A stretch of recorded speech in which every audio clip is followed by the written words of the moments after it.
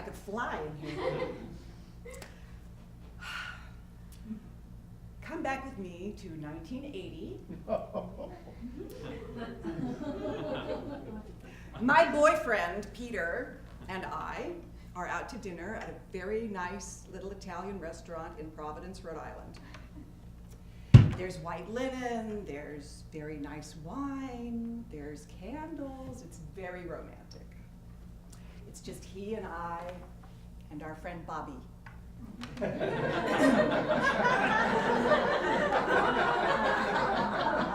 we're chatting, and the hors d'oeuvres arrive, and Peter leans over my marinated artichoke and asks me to marry him.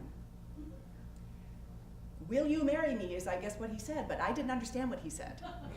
I thought he wanted some of my marinated artichoke. Well, I mean, it kind of sounds the same, you know? And then Bobby's there. And also, Peter is famous for enjoying everybody's dinner. Will you marry me, marinated artichoke? You know. Already, we don't understand each other. But I guess Bobby understood him because he is as red as a beet and he's hiding behind his napkin. Well, nobody has ever asked me this before, but somehow I know what's important to me, and I say to Peter, do you want to have children? And he says, okay.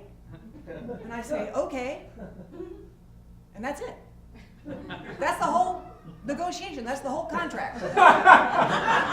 And we go back to eating dinner. And Bobby laughs about this for months. And then a couple nights later, Peter presents me with a beautiful engagement ring. It's a family heirloom. It was his Aunt Celia's. It's a platinum filigree with it's really pretty. And this time it is just the two of us. He got that right. And we're at his house in the country, and it's candles and crickets. It's very romantic. And I hold this beautiful ring up to the light to see it better. What's all this stuff on it?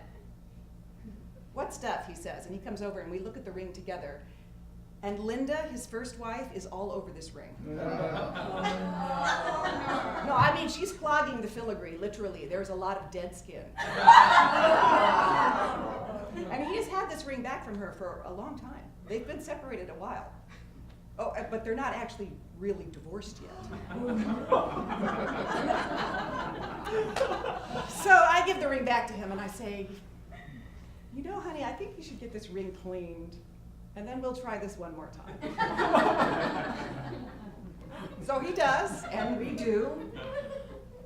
And at our wedding, the best man toasts to Peter and Toby.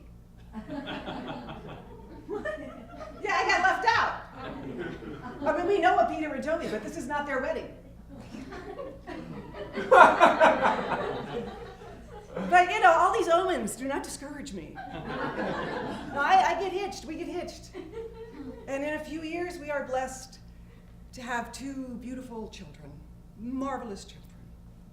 And we also have some pretty big problems. You know, human beings are hard to get along with. Even the ones that you love.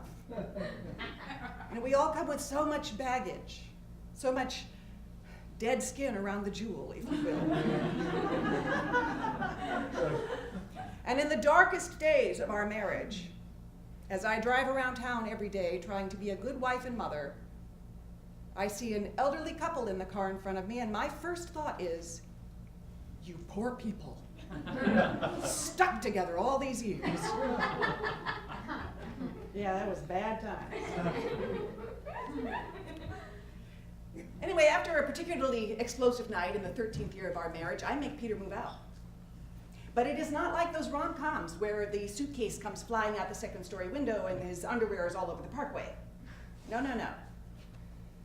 For weeks, Peter and I walk the neighborhood looking for a place for him to go to.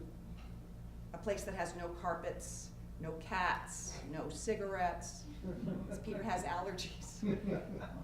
And meanwhile, even though he is the one being kicked out, I am the one sleeping on the couch.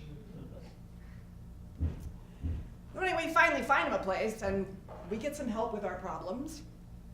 And after a little over a year, I let Peter come home. I'm not happy about it.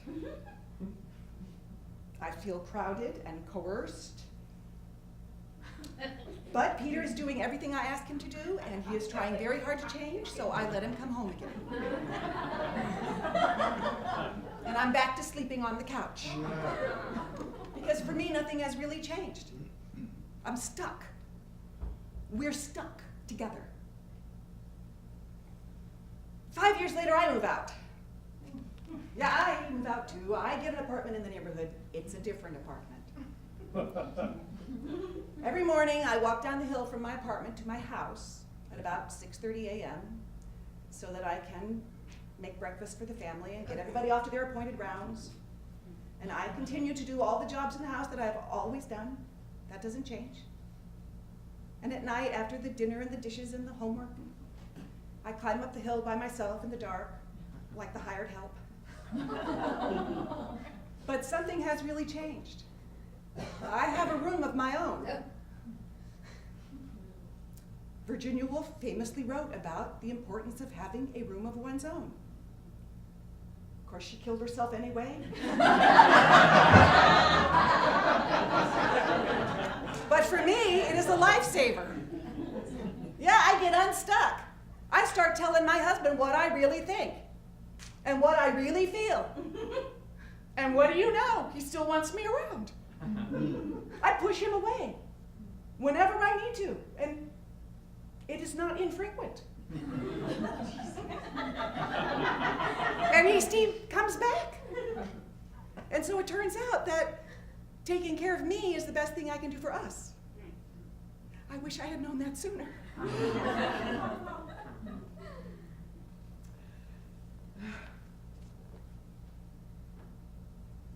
You already know that Peter and I are not divorced. I really didn't want to get divorced. My parents were divorced and it was awful. And I really didn't want to do that to my children. And our children have been our contract from the beginning. Having the children, loving the children, taking care of the children.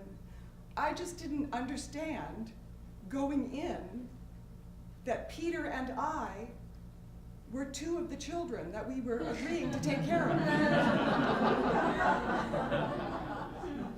And we now have a building in our backyard.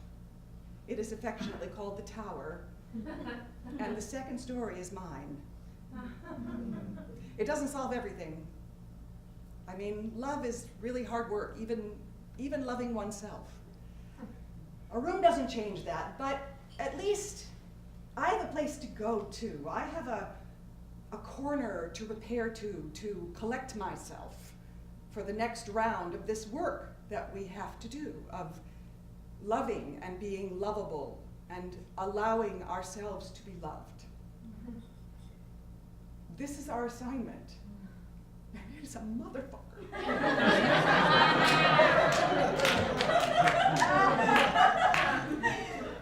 Peter says to me a few nights ago that he is so excited.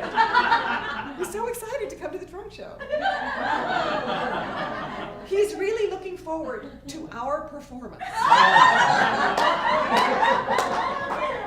And I laughed, but you know, he's right. Because the nut of the thing is that we are all of us in this together.